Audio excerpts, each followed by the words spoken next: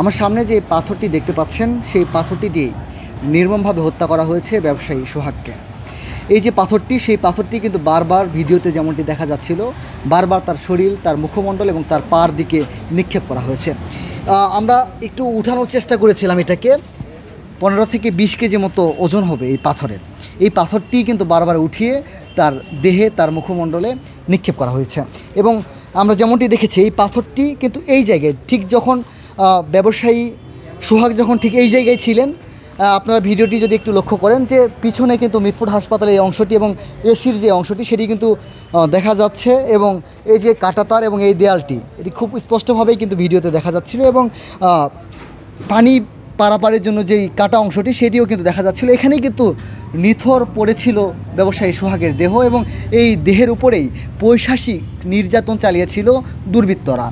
ঠিক এই জায়গাটিতে দাঁড়িয়েই কিন্তু তারা লাশের উপর দাঁড়িয়ে উল্লাস করেছিল, এবং তাকে মারার পর কিন্তু আমরা একটু আপনাদেরকে দেখাতে চাই যে এই ছবিটি আপনাদের সামাজিক যোগাযোগ মাধ্যমে দেখেছেন, যে তাকে এই জায়গাটি থেকে মারধর করে মোনালিসা হেভি ফ্লো 15 পিস প্যাকেটের সাথে 8 পিসের একটি প্যাকেট একদম ফ্রি। তাকে কিন্তু আবার এই মিটফোর্ডের বাইরের অংশে মূল যে রাস্তা রয়েছে, মেইন যে রাস্তা রয়েছে, সেই রাস্তার ঠিক আমরা একটু আপনাদেরকে দেখাতে চাই।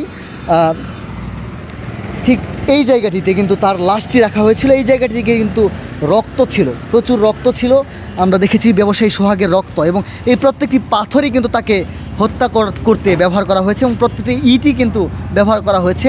তাকে কিন্তু প্রত্যেকটি ইটই নিক্ষেপ করা হয়েছে, এবং মারতে মারতে সেই মিটফোর্ড হাসপাতালের মূল ফটকের ভিতর থেকে বাইরে মেন যে রাস্তা রয়েছে সেই রাস্তাতে আনা হয়েছে, এবং ঠিক এই জায়গাটিতেই তার মাথা ছিল। আমরা কিছু প্রত্যক্ষদর্শীদের সাথে কথা বলেছি, কিছু স্টুডেন্ট, মিটফোর্ড হাসপাতালের যারা স্টুডেন্ট রয়েছে তাদের সাথেও আমরা কথা বলেছি। তারা আমাদেরকে যেমনটি জানিয়েছে যে তার মাথার পিছনের অংশটি ফেটে গিয়েছিল, এবং মাথার মধ্যে মাথার থেকে প্রচণ্ড রক্তক্ষরণ হচ্ছিল, এমন তথ্য কিন্তু তারা জানিয়েছে।